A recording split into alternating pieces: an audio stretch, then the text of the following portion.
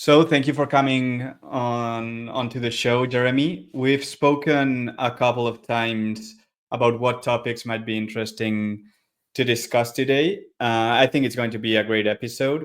We are following the tradition of this podcast. We're going to talk about quality investing, but maybe in a way that not many people expect. But before jumping into those topics, I think it would be a good idea if you introduce yourself and talk about what right tail capital is.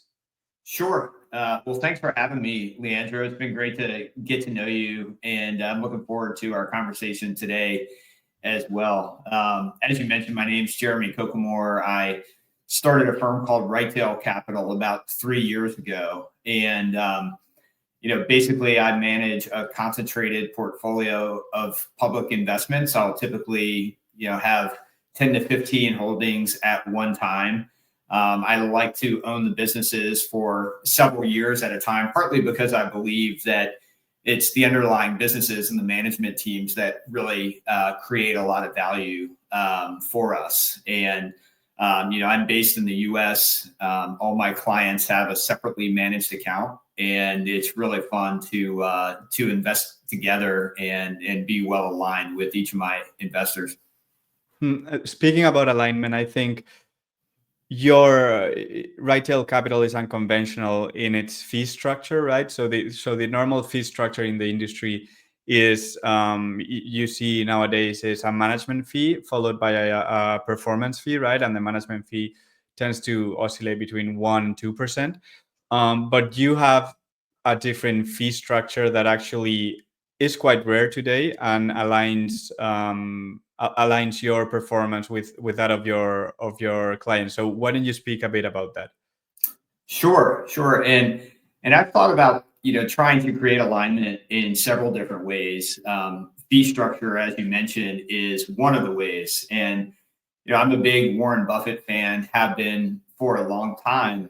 And I was always very drawn to his original fee structure when he was managing the Buffett partnerships many, many decades ago before Berkshire Hathaway. And the fee structure he used was a 0% management fee, and then a performance fee that was nothing for the first 6% of returns, and then 25% of any returns over 6%. And so, I thought that would be, one way to create alignment with my investors. And that performance fee structure is one of the fee structures I've chosen. Now, I do also have a management fee structure, primarily just to give investors a choice and to pick the one that resonates most with them. But that's kind of the overall framework of the performance fee structure. Have you found any difference between customers choosing one or the other, and why do you think there are one customer may choose one or the other? Sure. On your second question, I think it boils down to we all have different preferences when it comes to money and investing. Morgan Housel talks about this a lot in his awesome book, The Psychology of Money. And this can be due to our whole lives of just what did our grandparents teach us about money, and what did our parents teach us about money, and what did our personal circumstances expose us to. And so, one thing that has surprised me is that roughly half of my investors have chosen each fee structure. And also, my ability to predict what someone might choose has been very, very low. So ultimately, I think it just comes down to, what resonates the most with someone. And so I'm happy that, there are some choices for each person to think through. Hmm. And let's talk about the name right tail capital, right? Because I think it's interesting because it captures what any investor should strive to do, right? Which is to capture the right tail of investments. I mean, one of the best things about investing in equities is that the upside is technically unlimited, and then your downside is limited. So obviously, long-term returns have been skewed to the right tail of the distribution. So, what characteristics do you believe a retail investment needs to have? Sure, sure. Well, you hit the nail on the head. The name retail really had several different meanings for me. First and foremost, I want our long-term returns judged over many years to be in the right tail and to be excellent. And secondly, I'm typically going to be investing in higher quality businesses that have proven themselves to be in the right tail, both versus company in their industry, and then also kind of relative to companies at large. And then lastly, when I think about retail, there are also some personal meanings for me, which is, we all know that small improvements applied consistently can really add up over time, right? That's the whole concept of compounding is, what may sound like pretty basic numbers in one year. If you apply it over a really long period of time, those returns or those improvements can really add up to something really, really fantastic over a longer period of time. And so on a personal level, I love the process of how do we all get a little bit better each day, whether it's related to investing or fitness, or just kind of general knowledge. So there are several reasons that the name retail really resonated with me. In terms of a retail investment, it would be putting some of those factors together. So I want to have an investment that has the opportunity to generate outstanding returns over many years. For me, what I'm typically looking for is an investment that I think can double in 5 years or less, which would equate to a 15% IRR or higher.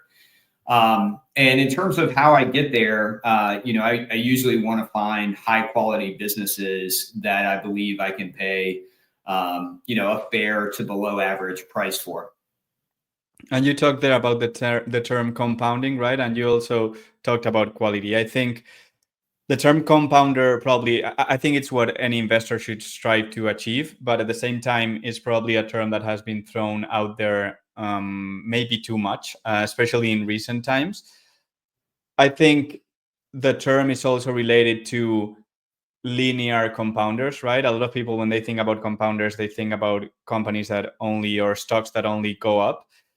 Can a cyclical company fit your quality mold? Absolutely, absolutely. I tend to think that most businesses, as well as most things in life, are rarely perfectly linear. In fact, I'm not sure that I could think of something that kind of fits that mold. The world is an uncertain place, and even a lot of great businesses that have produced outstanding investment returns over time, we'll typically have, at a minimum, some stock price volatility at some point. Maybe it's a slowdown in the business, or some perceptions, whether real or perceived, that the business is going through a tougher period that can create some volatility. In a similar way, cyclical businesses can absolutely be compounders, and sometimes going through a more challenging part in the cycle can actually create a better buying opportunity in a couple of different ways.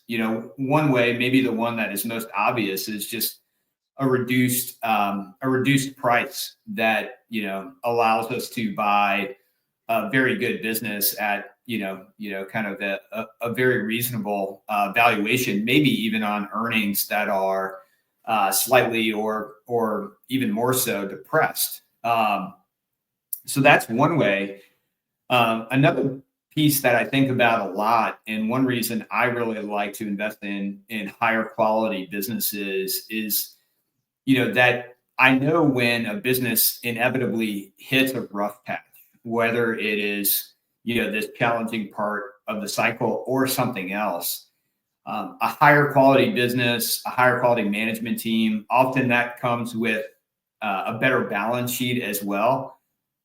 All of these factors should allow that business to use the cycle to their advantage and potentially come out of the other side of that cycle as an even stronger business, maybe one that has gained market share or gained additional loyalty from their customers. And so for all these reasons, we can absolutely find great businesses that can compound as an investments, even if they are cyclical. I think the business that comes closest in terms of the stock performance to linear compounding that I can think of is probably Constellation Software. I think it has compounded at a 30% rate since 2006, and I think it has never been more than 30% of highs, which is outstanding, right? I mean, even the market has been down more than 30% several times in the last years, but that's probably the only one that I can think of from the top of my head.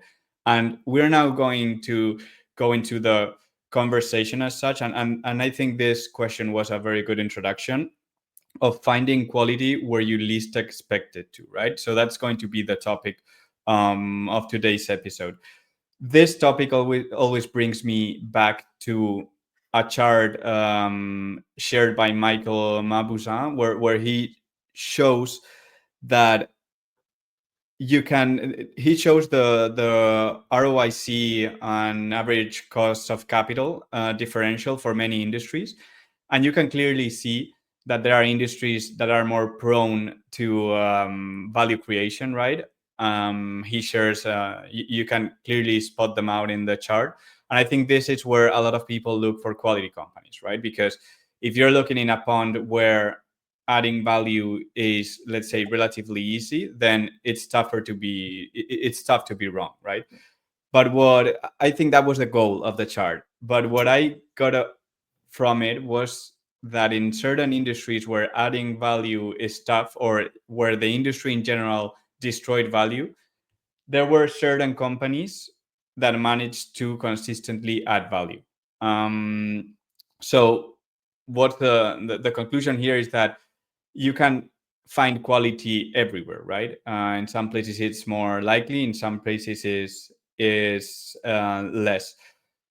The good news of looking where nobody is looking is that maybe you find more interesting valuations. So for example, if you're looking in a pond where, or an industry where typically value has been destroyed, then it might be easier to find mispricings.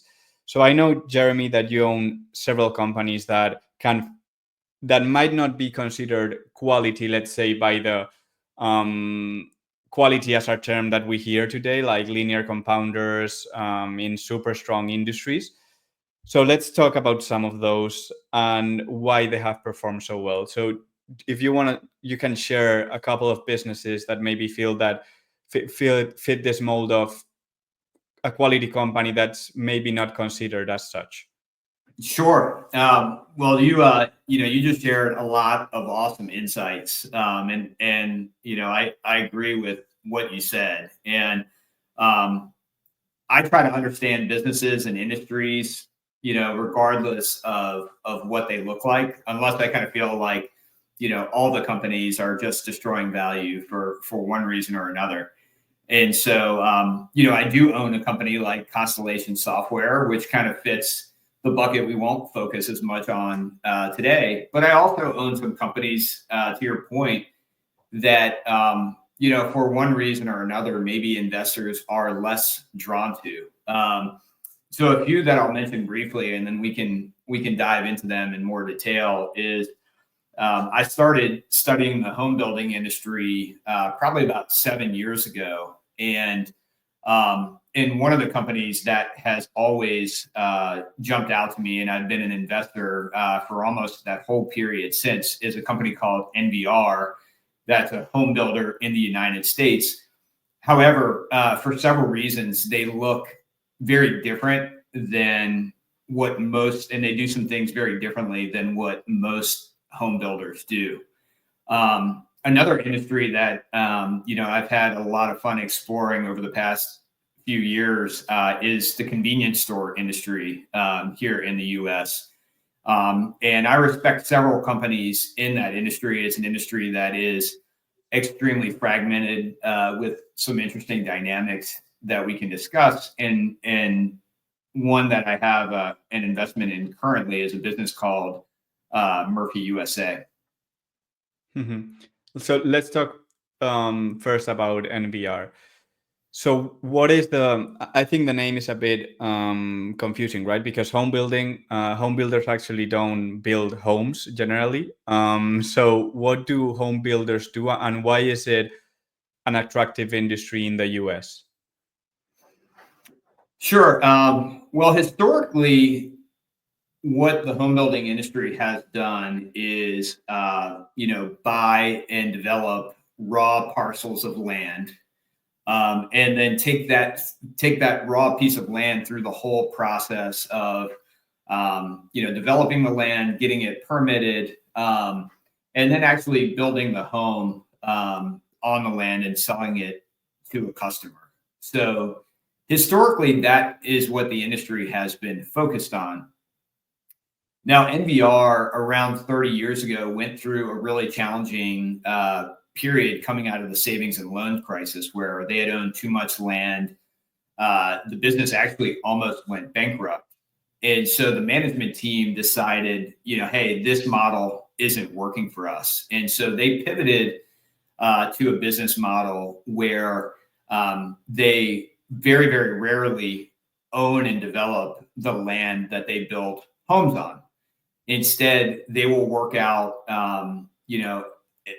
they will purchase an option from the land developer to build a home on that piece of land. And the reason for that is that they felt that the land ownership was the riskiest part of the process. Yes, it can produce good returns when done well and when in, kind of a normal part of the cycle. But the land ownership piece, when you go through a really challenging part of the cycle, it's super illiquid. It's probably worth less than what you thought it was worth. And so that can get businesses in a lot of trouble when you go through a really challenging period, like the savings and loan crisis or like the great financial crisis in 2008. And even if it's a good period, you get a lot of capital tied into that land, right? So the capital efficiency is not the best. Absolutely. And I think, I think the counterpoint to that is the companies that do own land will say, well, yes, we can produce a higher gross margin by developing that land ourselves. I think that misses the broader point that you just made of the capital efficiency being more difficult. And studying NVR reminds me of a quote that Buffett has made over the years. Is that when you're looking at the low cost provider in an industry, I think our natural inclination as humans is to kind of say, oh, okay, yeah, these are two companies in the same industry. One's a little bit better than the other. And Buffett kind of reminds us, no, actually that low cost producer, provided that they have a sustainable competitive advantage, is actually, a much different business. And we should think of it as maybe, being in a completely different industry altogether, because it is so much different and better than a lot of its competitors. Mm-hmm. No, absolutely. And one thing that surprises me about the home building industry is that NVR is doing this for quite a long time, 100% options on the land. But then other competitors have other home builders have also jumped into optioning land, but they are skeptics on going on a 100% optioning model, right? Despite what they've seen that NVR has managed to do, right? And obviously, I imagine that there are barriers to entry to go to that model, because then you also have you need to have very strong relationships with land developers so that they option you the land. It's not as easy. Some people might just want to just sell the land. So why do you think that what NVR has been doing has been sustainable? Let's say, why do you think? What do you think keeps other home builders away from the same model? It's a great question, and I think it boils down to a couple of different things. One is home building is an industry where there are some benefits to scale. One of them in particular is just that if you are a bigger company, you probably have better access to financing than kind of your very small home builder that is just in one market and builds like 10 or even 100 homes per year. And so since there are some advantages to being larger, I think that creates an environment where the bigger companies should be better set up to succeed over time. And the bigger companies historically have developed their own land. And so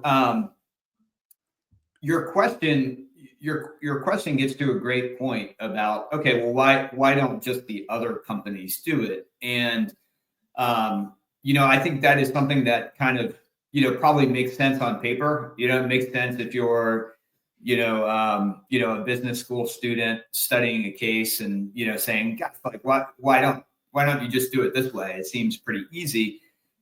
But companies are kind of living organisms with their own culture and many years of experience, and so to go from a position where you own and develop all of your land to owning none of it, one of the big challenges of that would be just all of the staff that you would have to cut to do something like that, which I don't think would be very easy to do culturally.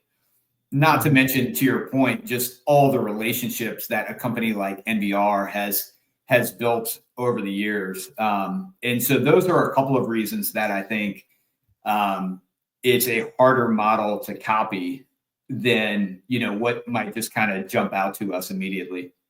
So from what I've been reading, it seems that the only two companies that have gone 100% land options are NVR and Dream Finders Homes. NVR obviously much larger, and both companies seem to have done it out of necessity. As you said, NVR almost went bankrupt during the savings and loans crisis. So basically, they needed something to make the business more resilient. And on the other hand, Dream Finders Homes didn't have the capital to start with, right? So you couldn't basically tie your money into land purchases and wait until they got developed. So it seems like what you said there is pretty spot on, right? Because maybe the other companies just never had the need to do it, so they basically didn't do it, and now changing the model is quite it's quite tough compared to. I mean, they I think they're around 60% owned on average, the rest, and 40% land options, but that's still quite far from 100% land options. And I remember a quote by Dream Finders Home CEO who said that when it comes to land options, you either go 100% in on then or then you're not capital light, which is evidently true. I mean, we will see what happens if a new real estate crisis comes our way and see how the business performs. But MVR, I think, was the only company that was the only home builder that was profitable during the global financial crisis, which is already a testament to their model. And one thing that also is interesting about MVR is that they are very, let's say, out of the spotlight, right? I mean, this is a company where finding information is pretty tough. If I'm not mistaken, they don't host earnings calls, so you basically get the filings. So do you think that the fact that they are out of the spotlight has been good over the long term for them, or do you think it's irrelevant? I mean, good in the sense that maybe the management team has been focused on what they should instead of pleasing Wall Street. Yeah, you bring up a great point. And they really are out of the spotlight. So, like you said, they don't host earnings calls. I went to their annual meeting last year, and there were only a couple of investors at the annual meeting, and I think in some ways that's intentional. They don't really market it in a big way, and I felt like I was the only investor there who actually cared about understanding the fundamentals of of the business and trying to think through their competitive advantages and what their future growth opportunities might look like. So they are a business that has stayed out of the public eye. I think that is a good thing. I think it aligns with how they run their business. In terms of their incentives, they typically issue key members of management stock options every 4 years. And so, that's another way that they're thinking long term. They're thinking about what communities, what parts of the country do they want to be planting flags in today that can really prosper in 5 years or in 10 years. And that was something that they did really well in the great financial crisis. Like you said, they stayed profitable and they used that opportunity to go to other markets with, potentially even better demographics that would be growing faster, which for them meant more markets in the southeast of the U.S. So those are a couple of ways that staying out of the public eye has been helpful. Now, they're also a company that is very meaningful to all of their different partners. And, for me as an investor, I think studying NVR over the last several years has just kind of showcased the ability to, do deep fundamental research, come up with some of my own contacts who have relationships to the business. And so I've been fortunate to meet a few different people who, work in certain territories for NVR. And they're typically longer tenured employees who, are well aligned with a lot of the factors that we're talking about.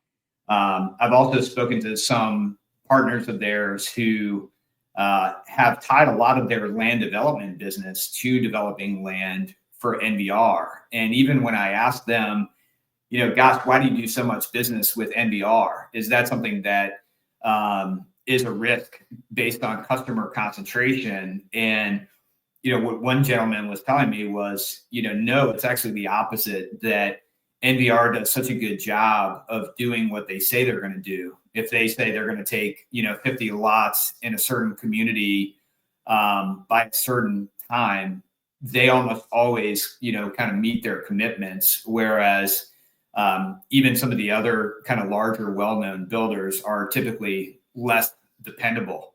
And so, this person has found partnering with NVR to be, very, very meaningful to his business. And has also found that those longer tenured NVR employees, they're studying the local markets too. So they're bringing their own knowledge of what parts of a market will potentially have better development in the future, and can develop, a greater partnership with those land developers. I think that's a great point, and it ties back to the fact that maybe others can't replicate what NVR has done, maybe because their relationships with the stakeholders are so strong that now it's very tough to get some land developers to option you the land when NVR is also behind it. So let's shift now to the convenience store industry. In one of our conversations before recording this, I told you that I have studied the industry, but that it was tough for me to really understand it because it's not a model that we follow. I 100% can say that we don't follow it in Spain, but I'd say that it's not common in Europe in general, right? Because here we have smaller supermarkets all over the city. So then when you have gas, you most likely only go to fill your car with gas, but you don't go into the shop and buy a lot of things, which is probably the case in the US. So what do you think makes the convenience store industry attractive in the US? Sure. It's a great question. So in the US, there are still 150,000 or so convenience stores out there.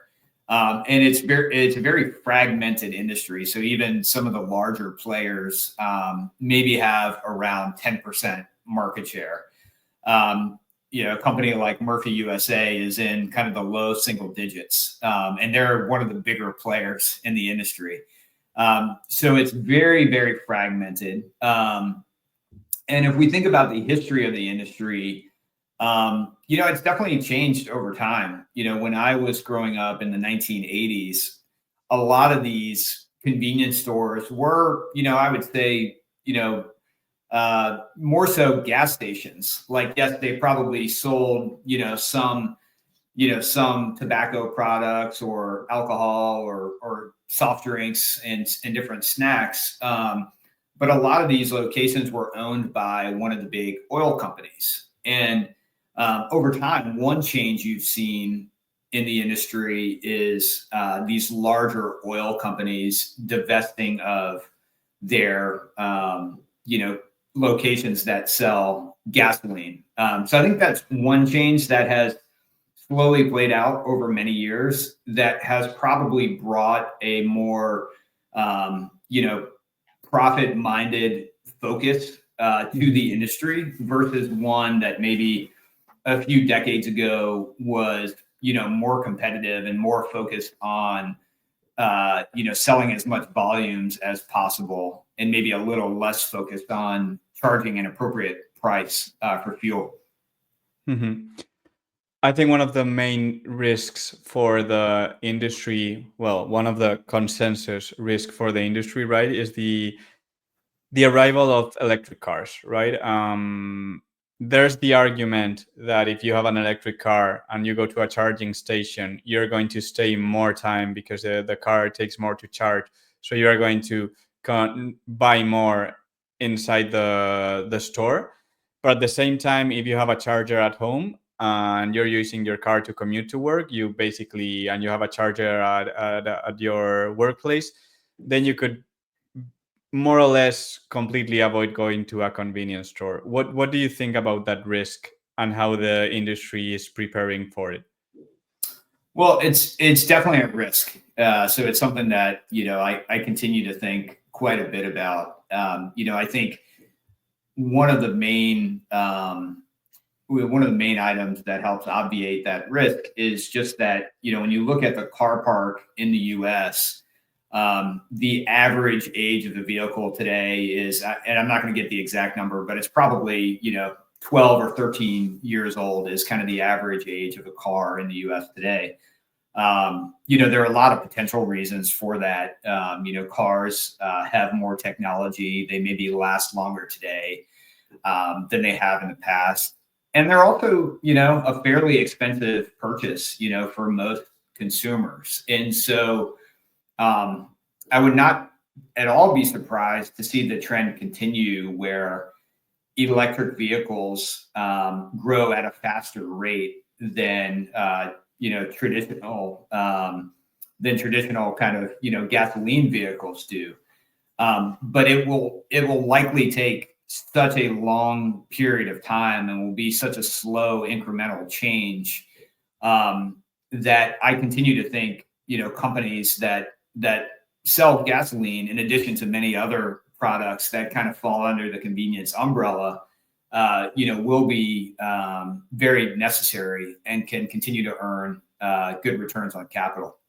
No, I think it's a great point, and just for context here for the listeners, the fact that the fleet is on average 13 years old means that if 100% of new sales in the US were to be electric, then it would take 13 years to replace the entire fleet, which is quite significant, especially when you take into account that electric vehicle sales are very far away from being 100% of new vehicle sales.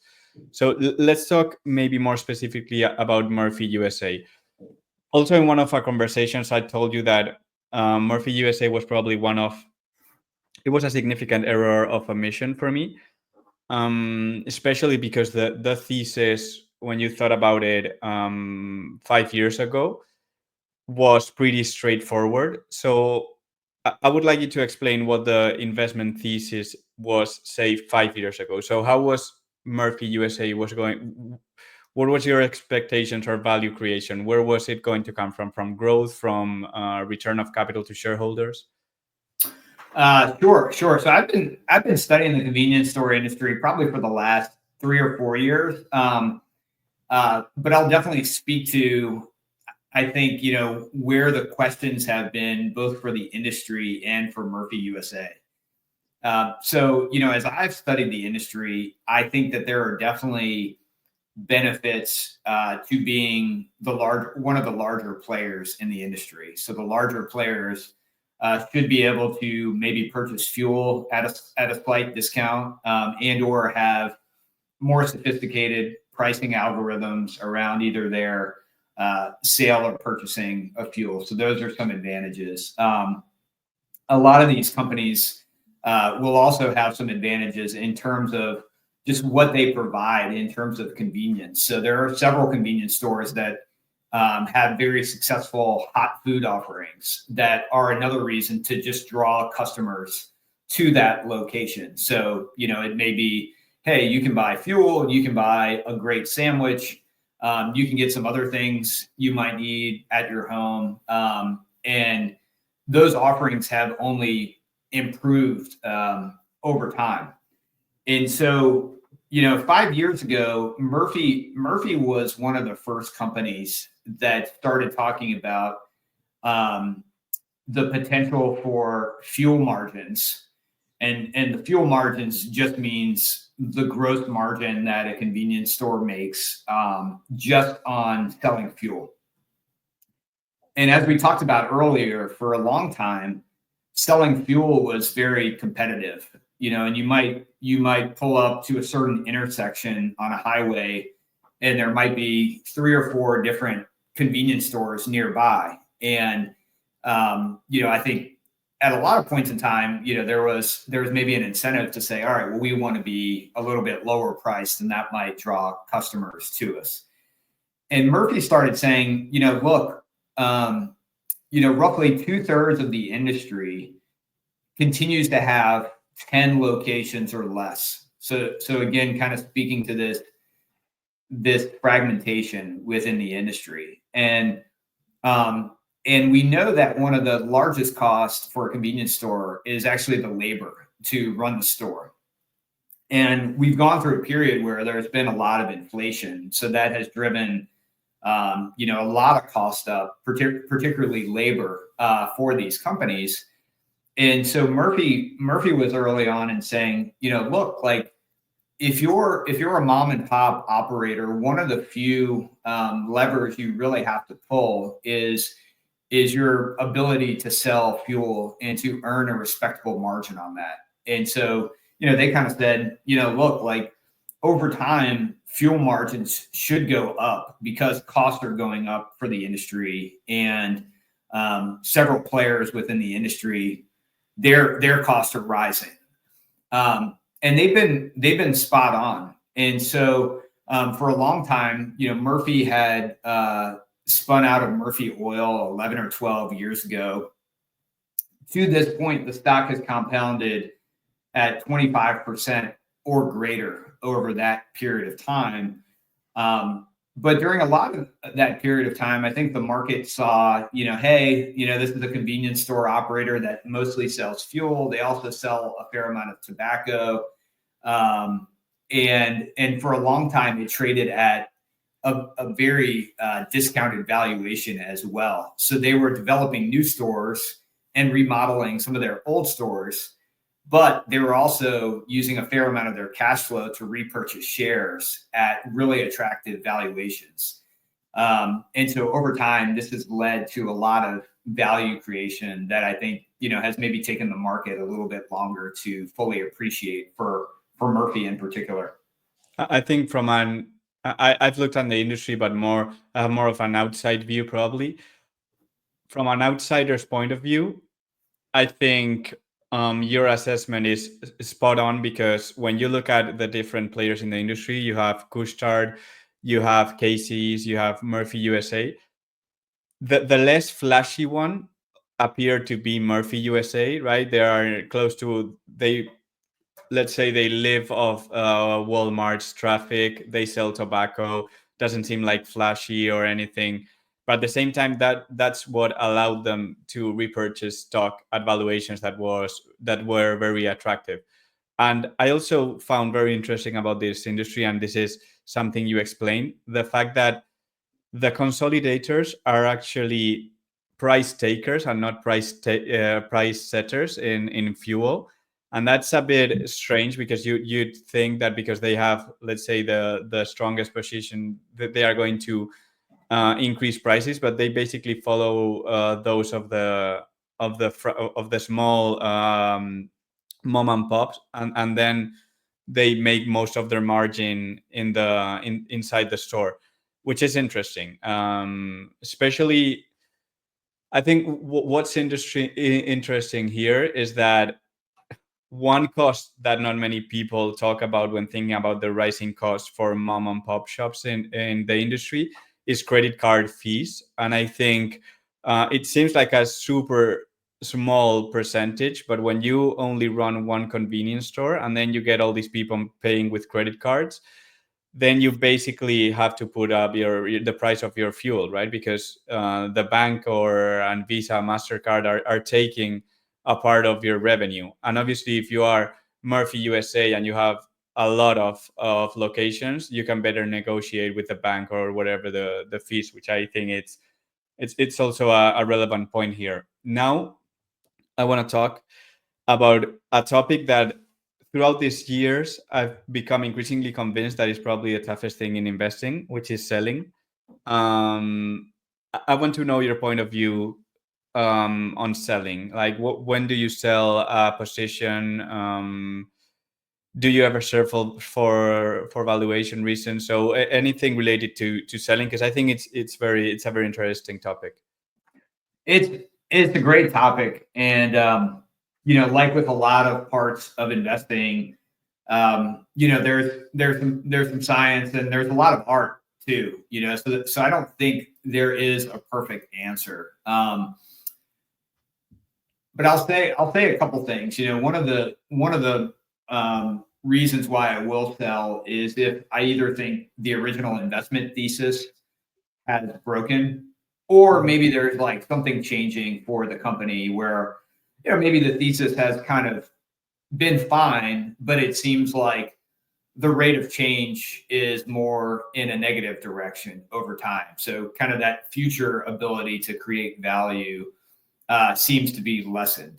So one of the things that I think I've always done pretty well as an investor is, and there are some ways that I try to take the emotion out of it. And one of those is, to write down my original investment thesis and write down all the reasons that I think, I could potentially end up selling this investment early. And so anytime where it seems like the thesis really has broken, I try to just be very intellectually honest and say, you know what, things are just different here than what I originally thought. And rather than be emotionally tied to it, whether we've made money on the investment or we've lost money on the investment, there are many other good investments out there, and the stock or the company, they don't know if I own it or you own it, and we don't necessarily have to generate great returns off of a company or an investment where maybe we've lost a little bit of money. So that's the first piece around selling is, when something changes, I'm usually going to, think very, very hard about it, but potentially move on if something has changed. Now, to your other points around selling, and feel free to, go into more detail on any of these.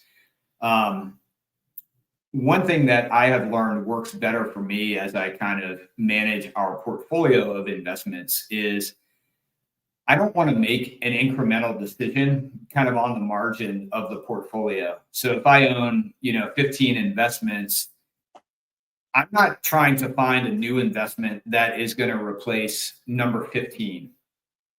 I want to find a new investment that I think is, better or maybe well above the average. and there are kind of, a few reasons for that. One is that I'm absolutely not going to get every investment right. So if I'm just making, kind of small changes around the margin, that just doesn't seem like the most productive use of time and use of our capital. So that's one. Another is running a concentrated portfolio. One of the great benefits is that when an investment performs well, it can really have a meaningful impact on our returns and our compounding. And so, being able to find a new investment that could potentially be a larger position in the portfolio, that has additional benefits as well. And then I'll touch on briefly the other part of your question, which is, selling related to valuation. And I certainly think a lot about valuation, and it's a very important factor. If a business is continuing to create value, if they're continuing to reinvest at high rates of incremental return, then I'm going to be a little bit more patient and allow that business on average to continue to create value. Unless it kind of meets what we were talking about a minute ago, and it seems like, well, gosh, I think this business can only compound at 5 to 10% per year, and I'm finding a new investment that I think can double in 5 years or less. Then I'm going to be much more willing to make that change. I think there's a lot of people will say that if you're not selling something, it's as if you were buying it today. I completely disagree with that quote, because I think there's much more to the equation than just the current valuation. I mean, if you sell as an individual investor, then you also have to take into account taxes. So it's not the same as buying it at the current valuation. Then you also have to take into account that you need a new idea to put that money in. So if, as you said, some company or some position has an expected IRR of, let's say, 5%, okay, fine. If you find something much better, it definitely makes sense to sell it. But if you don't have anything, then probably doesn't make sense to sell it and stay in cash, because, well, we've had a period where cash, maybe you could get 5%, but in a normal scenario that we had over the last 10 years where you were getting basically nothing for your cash, then maybe it doesn't make sense. I think another very interesting topic is that of thesis creep. So basically you invest in a company with a thesis in mind, and the company evolves, it does well, the business does well, but the thesis changes. Right. And I think Constellation Software is maybe a good example here, because the company used to buy small and mid-sized businesses, and they used to scale in the number of acquisitions more than in the size. And some years ago, Mark Leonard wrote a letter saying that the company was going to lower the hurdle rates for larger acquisitions, and that they would probably make more larger acquisitions. So the company has done very well since Mark Leonard wrote that letter. But if you're an investor in that point, it's tough not to think about the thesis and that maybe it has broken, right? If you've invested in Constellation for the M&A, for the how the company was scaling the M&A structure. So what do you think about thesis creep, and have you ever suffered an episode of thesis creep where you had to make a decision to sell or to keep a company?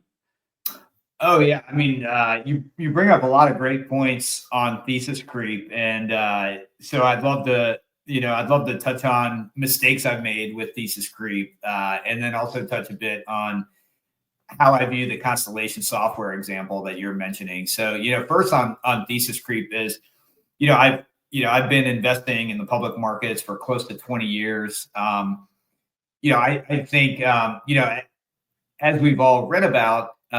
We are typically very averse to losses. All right, humans don't typically want to admit that we've made a mistake or that we've lost some money. And so I've definitely experienced times earlier in my career of, the thesis starts to change, the stock price goes down, in one way or another, the investment appears cheaper.